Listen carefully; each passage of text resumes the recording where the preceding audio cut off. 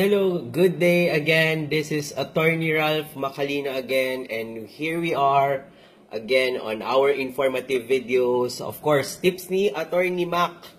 Okay, honestly guys, I've been receiving a lot of messages about support, particularly financial support.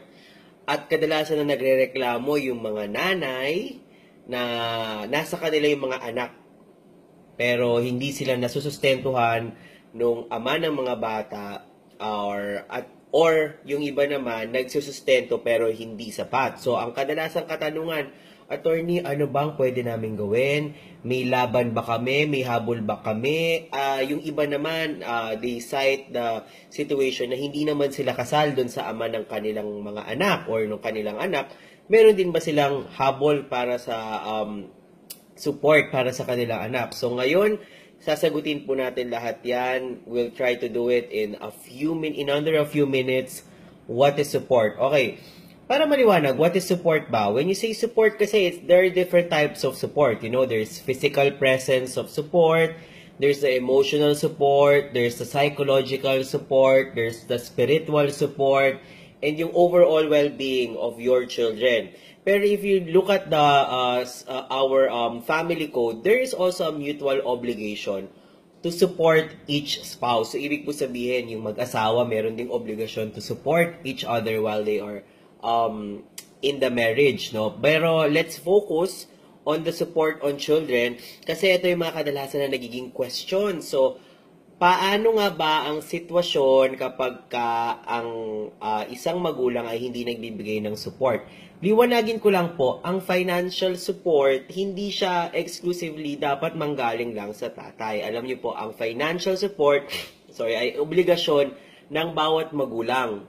Bawat magulang, obligasyon nila sa anak nila yon, lalo na kapag ang kanilang anak ay minor de edad pa dahil nasa kanilang care and protection ang kanilang mga anak. So, hindi po yun exclusive sa tatay lang. Kung meron pong capacity ang nanay to give support, it's a shared obligation between the husband and the wife, the father and the mother. So, wag po tayong malilito doon, no? Pero kadalasan po kasi sa pamilya, ang nangyayari po kasi is, of course, not to be conventional or traditional, pero there are a lot of times na it is the husband or the father who is employed and making money, while it is the mother or the wife who is taking care of the household and of the budget, no? But of course, we live in a new society now where women are empowered and women are gaining equal opportunities in workplace, and sometimes women are earning more than men. Strong independent women na po ngayon ang gameplay ng mga kababaihan, and of course we support this movements, and it's fascinating and it's awesome to see there are now equal opportunities. We have bosses who are women, and CEOs, women in power. So I'm just saying to you na kadalasan ng mga questions ninyo sa father nakatuon, pero it's a shared obligation. So, moving past that, sabihin na natin na,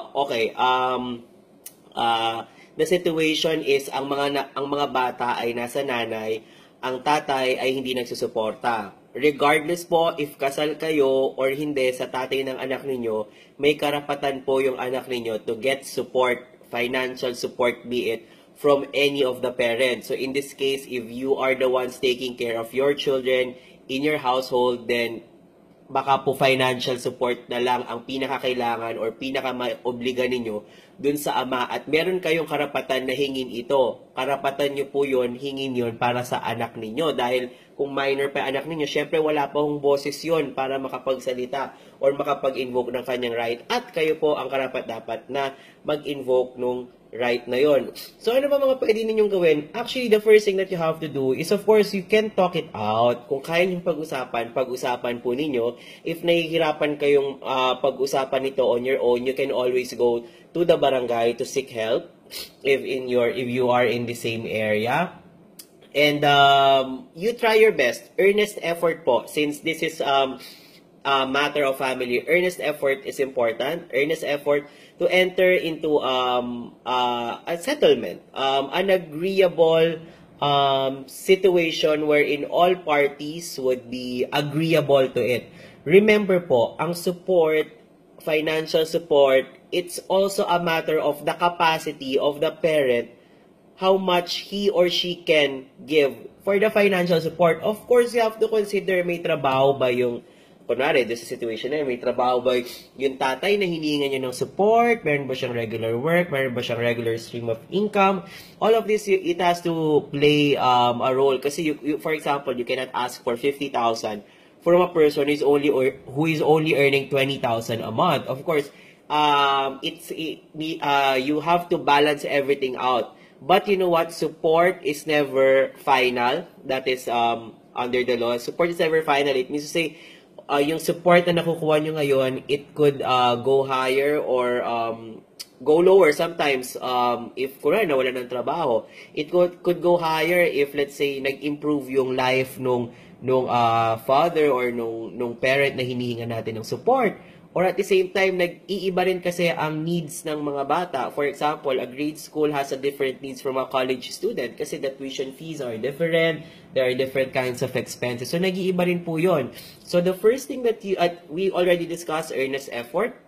The next thing you have to do is, if wala pa rin po talaga, that is a time to seek the services of a lawyer. Okay, you go to your lawyer, do a full consultation with your lawyer, analyze your situation with your lawyer, and your lawyer will lay down everything that you need to know. And kadalasan, the lawyer would go to the route that they could send a demand letter to the parent na hinihingan ng support and to formalize the asking of the support for the children. So, sometimes they are able to enter into an agreement dito sa stage na to, but if talagang hindi pa rin makapag-come up with an agreement, that would be the only time that I would think the filing a case would be most appropriate. So, you have options. Number one is a civil case, filing a petition for support. It means to say you go to the court and ask the court to hear you out, hear your case, you present your evidence, and you present the capacity of the parent being asked from support. You also show the court the expenses that you think, the estimate of expenses that you think will be needed for the support of your children, and usually that will be the balancing factor of how much support will be mandated by the court. And ang kagandahan niyo po, if you get a judgment on support, it's now court supervised yung pagbibigay ng support. So kung hindi magbibigay ng support yung parent involved to or obligated to give the support, then you know that the court will help you out in executing the judgment on support. And then there's this other route. You can now file for a violence against women and children under financial or economic abuse, because it is a crime to deprive your children of the financial or economic needs of the children for their own sustenance. So, ibig po sabihin, ginigipit ninyo at na hirap sa buhay, nahihirapan sa buhay, mayroon naman kayong kapasidad na ibigay yung support na yun. Filing a case for economic or financial abuse under VAUSI is a criminal case. Since it's a criminal case, it's different from the petition for support.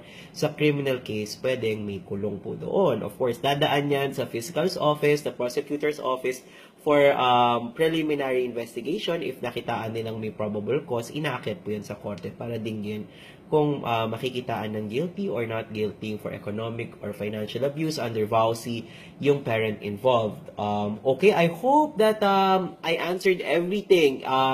Medyo napahaba ng konti because there are so many topics under support, but we tried to put everything under 10 minutes. So if you like this video and other videos and posts of our page and appreciate it, thank you very much. I very much appreciate it. Don't forget to like, comment, and share our videos because this is for everyone. We're doing it, I'm doing it for free, and because I just want information dissemination on different laws of our country. Thank you very much. Bye.